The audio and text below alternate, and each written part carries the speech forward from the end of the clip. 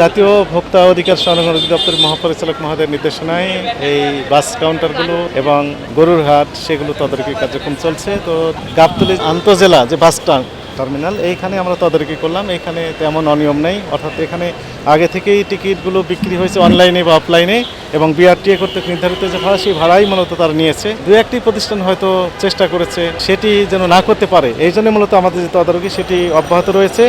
একটি প্রতিষ্ঠান ঢাকা থেকে পটুয়াখালী বিআরটিএ কর্তৃক নির্ধারিত ভাড়া 996 টাকা, কিন্তু নেওয়া হয়েছে 1200 টাকা, অর্থাৎ 204 টাকা বেশি নেওয়া হয়েছে।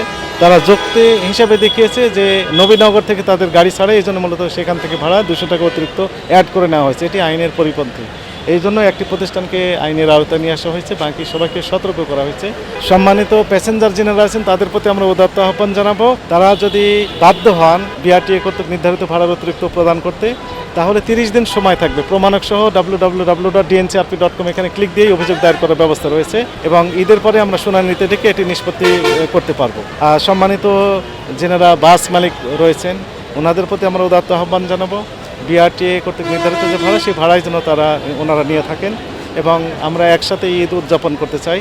ঘরমুখী মানুষজন নির্বিঘ্নে বিআরটিএ কর্তৃক নির্ধারিত ভাড়া সেই ভাড়াই যেন তারা বাসায় পৌঁছাতে পারেন, এমনটি আমাদের প্রত্যাশা থাকবে।